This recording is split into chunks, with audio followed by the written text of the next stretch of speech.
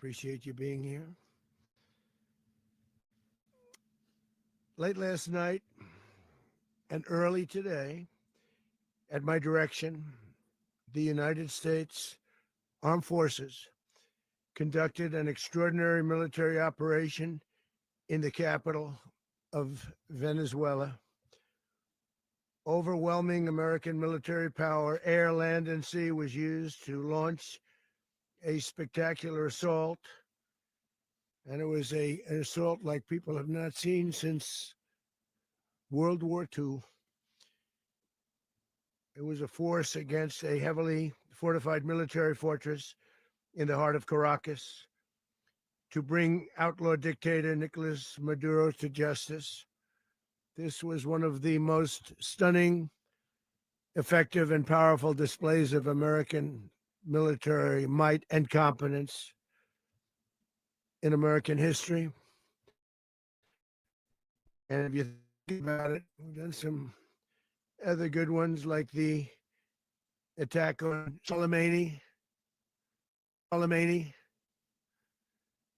the attack on al-Baghdadi, and the obliteration and decimation of the Iran nuclear sites just recently in an operation known as Midnight Hammer, all perfectly executed and done. No nation in the world could achieve what America achieved yesterday, or frankly, in just a short period of time. All Venezuelan military capacities were rendered powerless as the men and women of our military, working with U.S. law enforcement, successfully captured Maduro in the dead of night. It was dark. The lights of Caracas were largely turned off due to a certain expertise that we have. It was dark and it was deadly. But captured along with his wife, Celia Flores, both of whom now face American justice. Maduro and Flores have been indicted in the Southern District of New York. It's Jay Clayton, for their campaign of deadly narco-terrorism against the United States and its citizens. I want to thank the men and women of our military who achieved such an extraordinary success overnight with breathtaking speed, power, precision, and competence. You rarely see anything like it. You've seen some raids in this country that didn't go so well. They were an embarrassment. If you look back to Afghanistan, or if you look back to the Jimmy Carter days, they were different days. We're a respected country again, maybe like never before. These highly trained warriors, operating in collaboration with U.S. law enforcement, caught them in a very ready position. They were waiting for us. They knew we had many ships out in the sea, just sort of waiting. They knew we were coming. So they were in what's called a ready position, but they were completely overwhelmed and very quickly incapacitated. If you would have seen what I saw last night, you would have been very impressed. I'm not sure that you'll ever get to see it, but it was an incredible thing to see. Not a single American service member was killed, and not a single piece of American equipment was lost. We had many helicopters, many planes, many people involved in that fight. But think of that, not one piece of military equipment was lost, not one service member was, more importantly, killed. The United States military is the strongest and most fearsome military on the planet by far, with capabilities and skills our enemies can scarcely begin to imagine. We have the best equipment anywhere in the world. There's no equipment like what we have. And you see that even if you just look at the boats. We've knocked out 97% of the drugs coming in by sea. 90%. Each boat kills on average, 25,000 people. We knocked out 97%. And those drugs mostly come from a place called Venezuela. We're going to run the country until such time as we can do a safe, proper, and judicious transition. So we don't want to be involved with having somebody else get in and we have the same situation that we had for the last long period of years. So we are going to run the country until such time as we can do a safe, proper, and judicious transition. And it has to be judicious because that's what we're all about. We want peace, liberty, and justice for the great people of Venezuela. And that includes many from Venezuela that are now living in the United States and want to go back to their country. It's their homeland.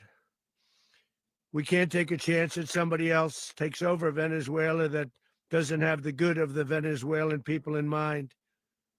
We've had decades of that. We're not going to let that happen.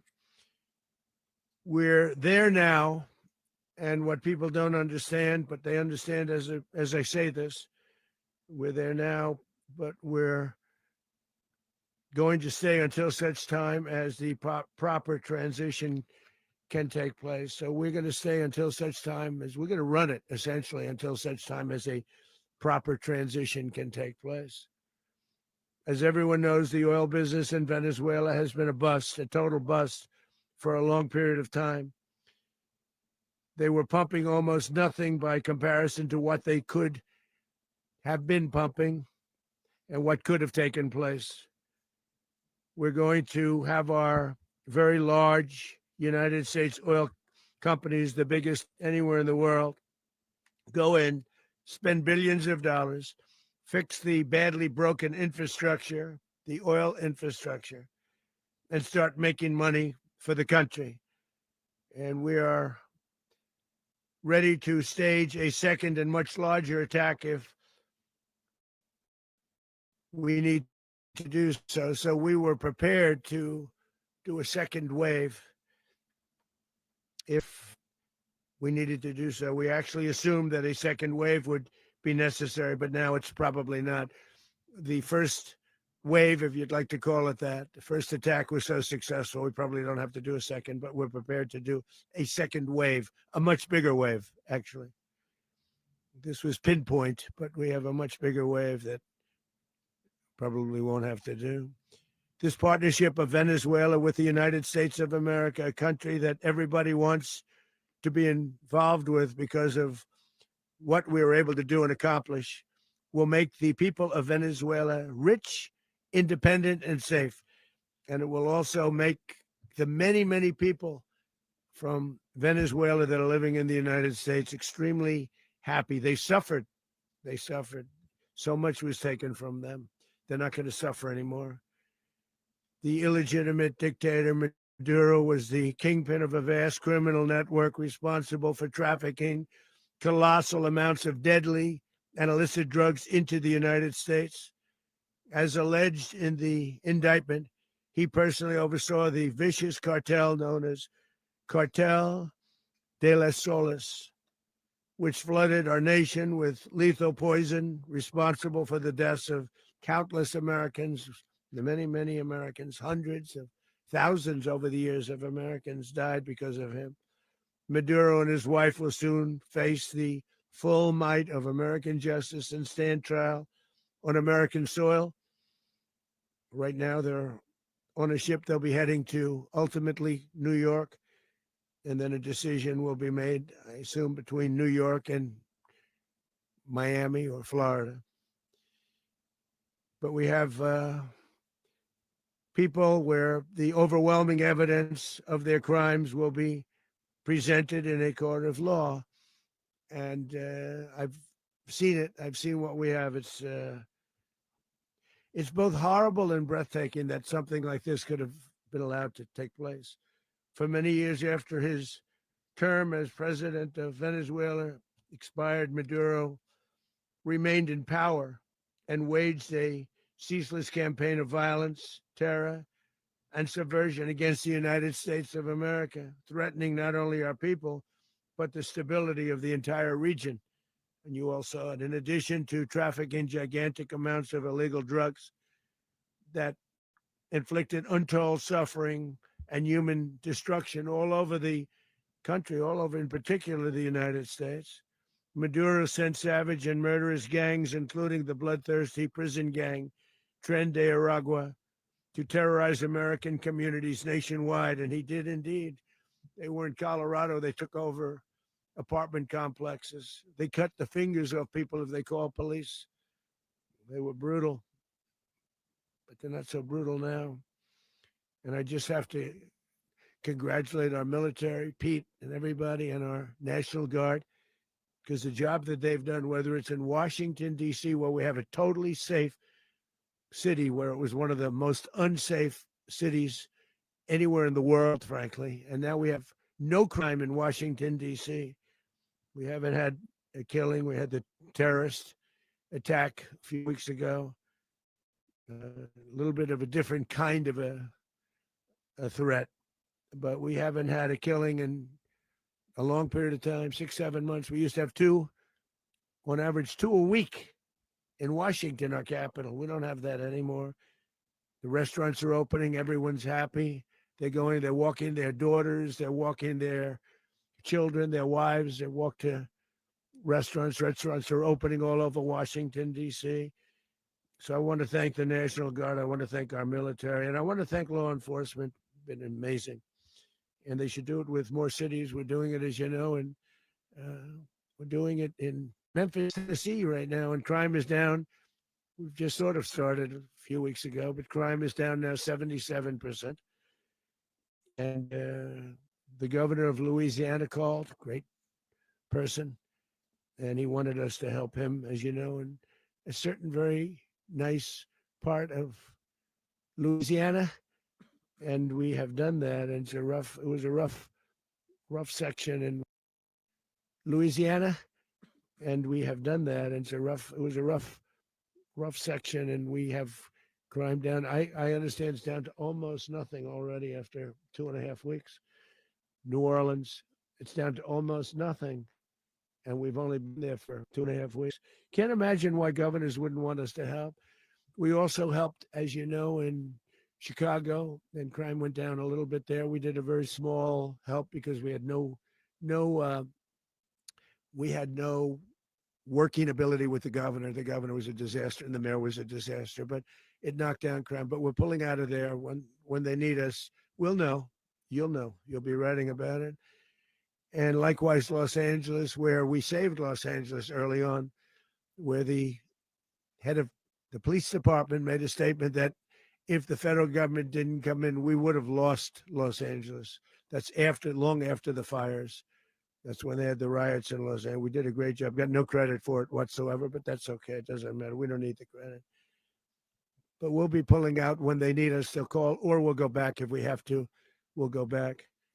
But we did a great job in various cities. But the place that we're very proud of is Washington, D.C., because it's our nation's capital. We took it from being a crime-ridden mess to being one of the safest cities in the country. But the gangs that they sent raped, tortured, and murdered American women and children.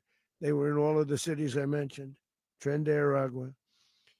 And they were sent by Maduro to terrorize our people. And now Maduro will never again be able to threaten an American citizen or anybody from Venezuela. There will no longer be threats. For years, I've highlighted the stories of those innocent Americans whose lives were so heartlessly robbed by this Venezuelan terrorist organization. Really one of the worst. One of the worst, they say the worst. Americans like 12-year-old Jocelyn Nungari from Houston. Beautiful Jocelyn Nungari, what happened to her? They, as you know, they kidnapped, assaulted, and murdered by Tren de Aragua animals. They murdered Jocelyn and left her dead under the bridge. There was a bridge that will never be the same to so many people after seeing what happened. As I've said many times, the Maduro regime emptied out their prisons, sent their worst and most violent monsters into the United States to steal American lives. And they came from mental institutions and insane asylums. They came from prisons and jails. The reason I say both, they sound similar. Actually, prisons a little bit more hostile, a little bit tougher. A mental institution isn't as tough as an insane asylum, but we got them both. They sent from their mental institutions, they sent from their jails, prisons. They were drug dealers, they were drug kingpins. They sent everybody bad into the United States, but no longer. And we have now a border where nobody gets through. In addition, Venezuela unilaterally seized and stole American oil, American assets, and American platforms, costing us billions and billions of dollars. They did this a while ago, but we never had a president that did anything about it. They took all of our property. It was our property. We built it. And we never had a president that decided to do anything about it. Instead, they fought wars that were 10,000 miles away.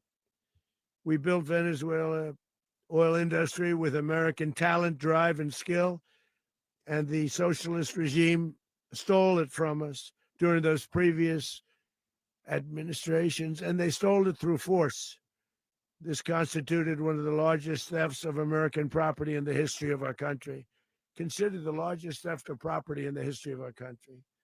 Massive oil infrastructure was taken like we were babies, so we didn't do anything about it. I would have done something about it. America will never allow foreign powers to rob our people or drive us back into and out of our own hemisphere. That's what they did.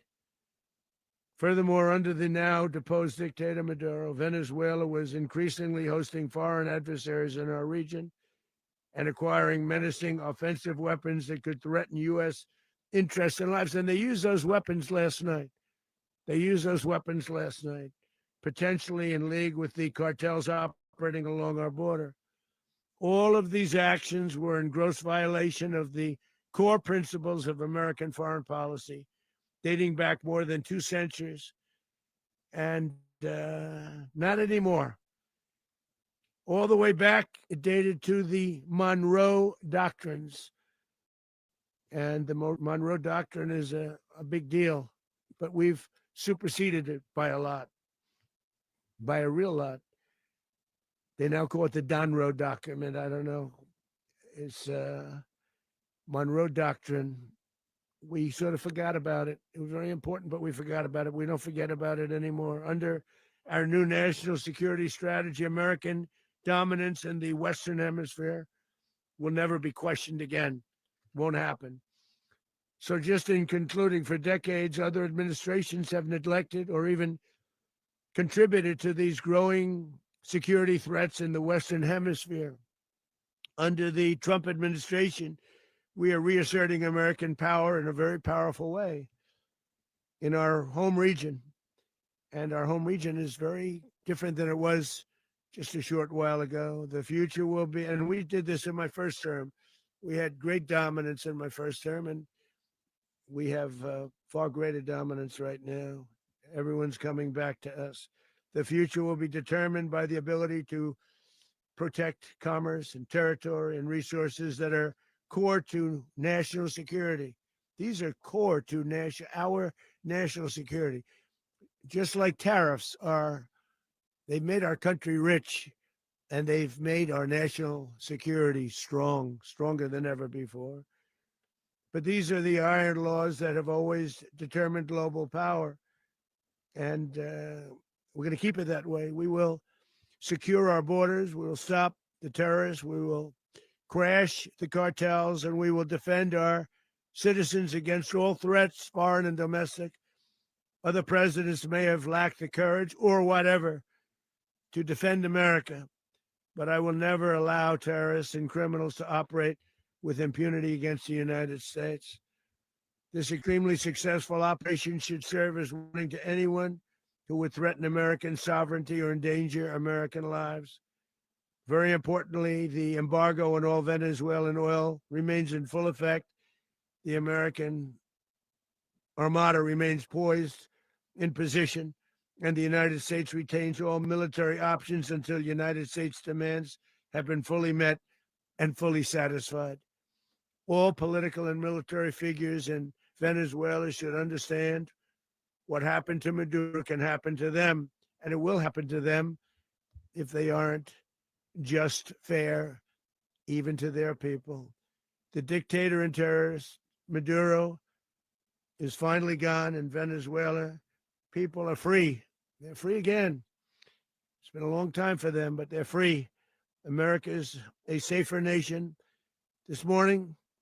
It's a prouder nation this morning because it didn't allow this horrible person and this country that was doing very bad things to us. It didn't allow it to happen. And the Western Hemisphere is right now a much safer place to be. So I want to thank everybody for being here. I want to thank General Raisin Kane. He's a fantastic man. I've worked with a lot of generals. I worked with some I didn't like. I worked with some I didn't respect. I worked with some that just weren't good.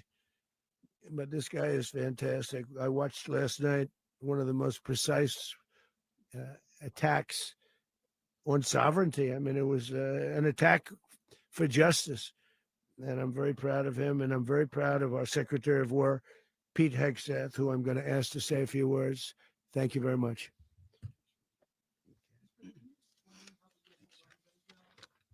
Well, thank you, Mr. President. Finally, a commander-in-chief the world respects and the American people deserve. And as the president said, words can barely capture the bravery and the power and the precision of this historic operation, a massive joint military and law enforcement raid flawlessly executed by the greatest Americans our country has to offer. American warriors are second to none, the best in the world and the best of our country.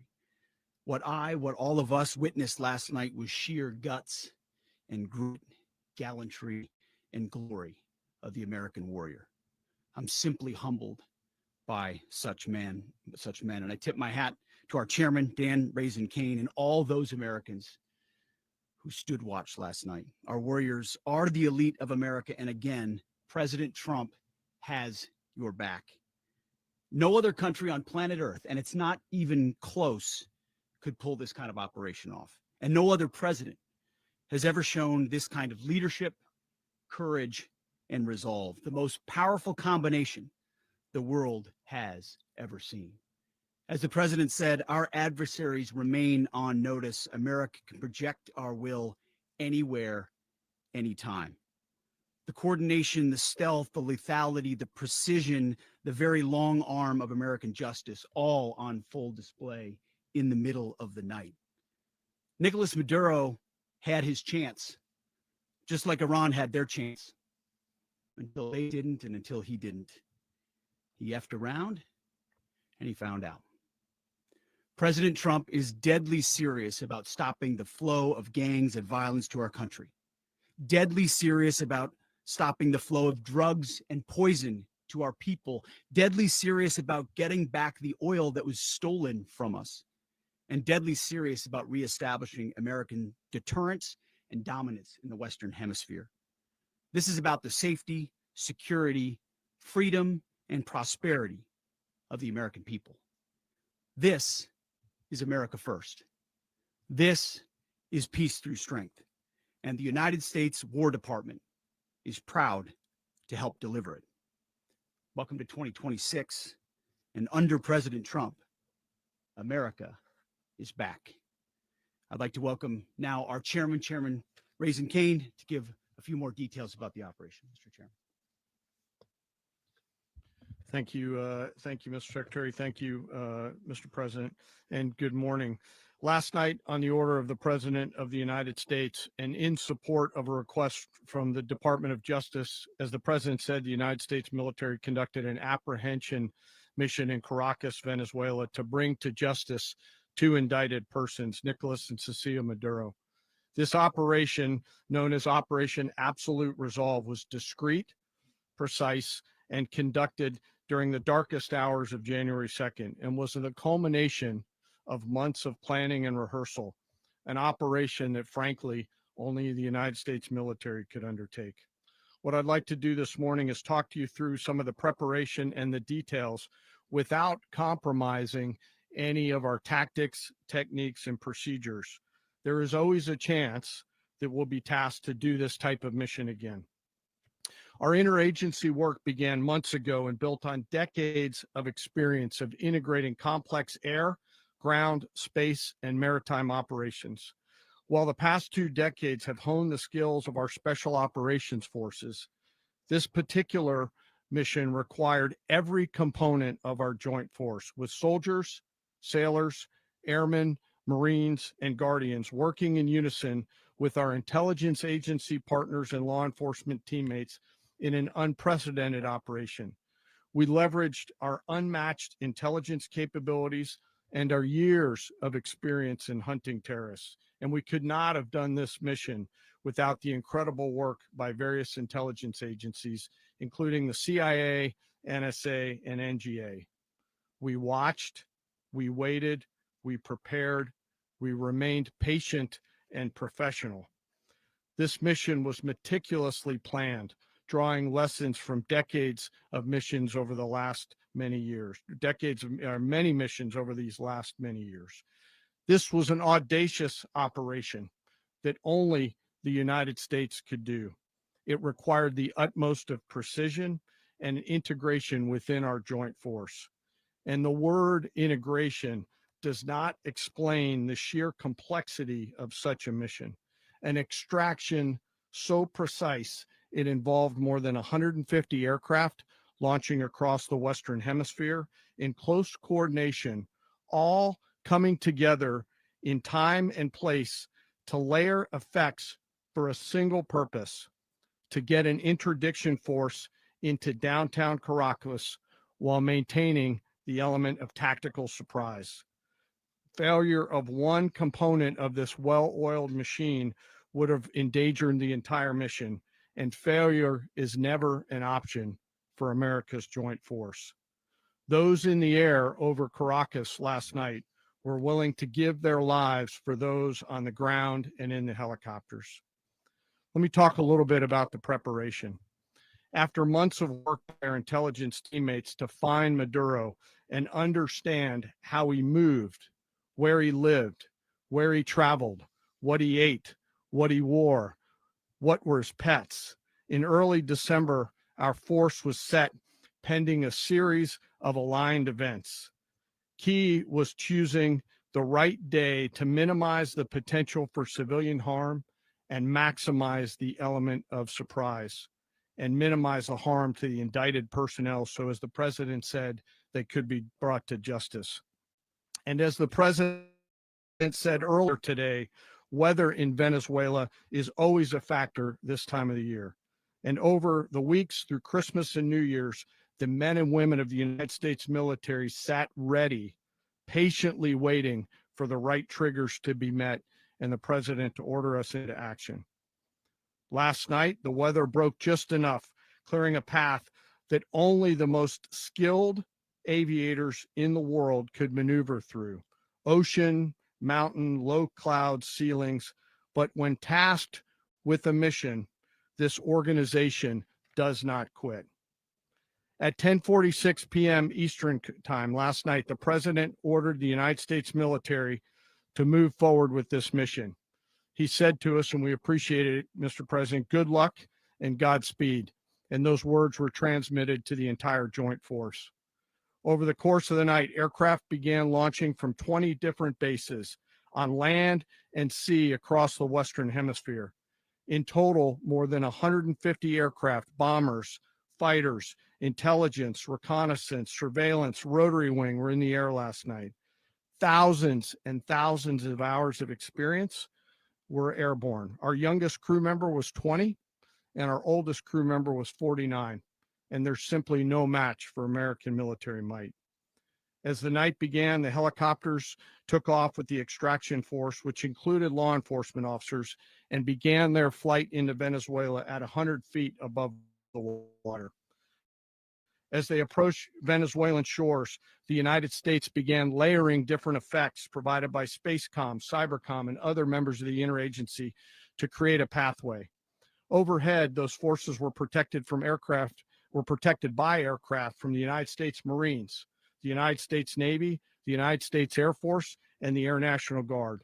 The force included F-22s, F-35s, F-18s, EA-18s, E-2s, B-1 bombers, and other support aircraft, as well as numerous remotely piloted drones. As the force began to approach Caracas, the Joint Air Component began dismantling and disabling the air defense systems in Venezuela, employing weapons to ensure the safe passage of the helicopters into the target area. The goal of our air component is, was, and always will be to protect the helicopters and the ground force and get them to the target and get them home. As the force crossed the last point of high terrain where they'd been hiding in the clutter, we assessed that we had maintained totally the element of surprise. As the helicopter force ingressed towards the objective at low level, we arrived at Maduro's compound at 1:01 a.m. Eastern Standard Time, or 2:01 a.m. Caracas local time, and the apprehension force descended into Maduro's compound and moved with speed, precision, and discipline towards their objective, and isolated the area to ensure the safety and security of the ground force while apprehending the indicted persons. On arrival into the target area, the helicopters came under fire, and they replied with that fire with overwhelming force in self-defense. One of our aircraft was hit, but remained flyable, and as the president said earlier today, all of our aircraft came home, and that aircraft remained flyable during the rest of the mission. As the operation unfolded at the compound, our air and ground intelligence teams provided real-time updates to the ground force, ensuring those forces could safely navigate the complex environment without unnecessary risk. The force remained protected by overhead tactical aviation. Maduro and his wife, both indicted, gave up and were taken into custody by the Department of Justice, assisted by our incredible U.S. military with professionalism and precision, with no loss of U.S. life. After securing the indicted persons, the force began to prep for departure. Helicopters were called in to exfiltrate the extraction force, while fighter aircraft and remotely piloted aircraft provided overhead coverage and suppressive fire. There were multiple self-defense engagements as the force began to withdraw out of Venezuela. The force successfully exfiltrated and returned to their afloat launch bases, and the force was over the water at 3:29 a.m. Eastern Standard Time with indicted persons on board. And both Maduro and his wife were embarked aboard the USS Iwo Jima. In closing, what we've witnessed today is a powerful demonstration of America's joint force. We think, we develop, we train, we rehearse, we debrief, we rehearse again and again, not to get it right, but to ensure that we cannot get it wrong. Our jobs are to integrate combat power so when the order comes, we can deliver overwhelming force at the time and the place of our choosing against any foe anywhere in the world. I am immensely proud today of our joint force and filled with gratitude to represent them here today.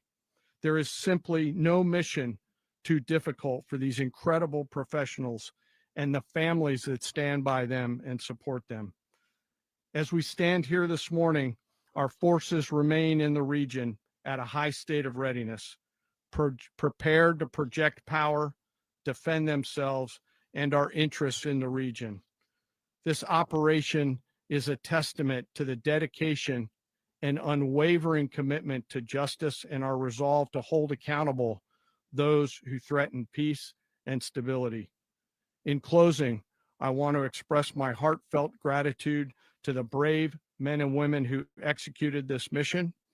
Their courage and tireless commitment to our nation are what makes us strong. Thank you, Mr. Secretary, and thank you, Mr. President. Well, I don't have much to add to what you've heard now, other than the following points. Nicolás Maduro was indicted in 2020 in the United States. He is not the legitimate president of Venezuela. That's not just us saying it. The first Trump administration, the Biden administration, the second Trump administration, none of those three recognized him. He's not recognized by the European Union and multiple countries around the world. He is a fugitive of American justice with a $50 million reward, which I guess we saved $50 million. And Make sure. yeah, exactly. But Don't let anybody claim it. Nobody deserves it but us. But I want to be clear about one thing. Nicolás Maduro had multiple opportunities to avoid this. He was provided multiple very, very, very generous offers and chose instead to act like a wild man, chose instead to play around. And the result is what we saw tonight. The other message here is the following. You have a guy, like many people around the world, they like to play games. You have a guy who decides he's going to invite Iran into his country, is going to, do the confiscation of American oil companies, is going to flood our country with gang members, is going to take Americans prisoner and try to hold them for hostage and trade them like he was able to do with the Biden administration. Basically likes to play games all this time and thinks nothing's going to happen. And I hope what people now understand is that we have a president. The 47th president of the United States is not a game player. When he tells you that he's going to do something, when tells you he's going to address a problem, he means it. He actions it. I can tell you, I've watched this process now for 14, 15 years, been around it. Everybody talks. I'm going to do this. I'm going to do that. When I get there, we're going to do this. We're going to take. This is a president of action.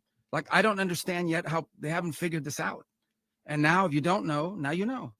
Because this is the way it's going to play out. And I think people need to understand that this is not a president that just talks and does letters and press conferences. And, if he says he's serious about something, he means it. And this is something that was a direct threat to the national interest of the United States. And the president addressed it. There's a president of peace, by the way. I told you what I just said earlier. This guy had multiple opportunities to find his way somewhere else and figure out another. He could have been living somewhere else right now, very happy. But instead, he wanted to play big boy. And so now, he's got other sets of problems on his hands. And but I think the message here should be for the world. Look, the president doesn't go out looking for people to pick fights with. He's not generally wants to get along with everybody. We'll talk and meet with anybody, but don't play games. Don't play games with this president's in office, because it's not going to turn out well.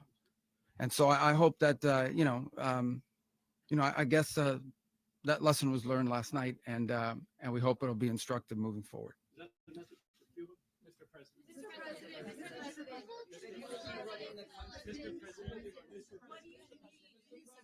Please.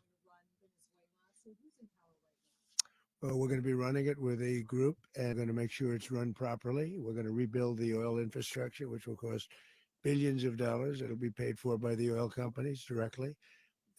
They will be reimbursed for what they're doing, but that's going to be paid. And we're going to get the oil flowing the way it should be. As you know, it was just a minor flow. It was actually a minor flow for what they have. But we're going to run it properly, and we're going to make sure the people of Venezuela are taken care of. We're going to make sure the people that were forced out of Venezuela by this thug are also taken care of. President, does the U.S. running the country mean that U.S. troops will be on the ground? How will that work? Well, they always say boots on the ground.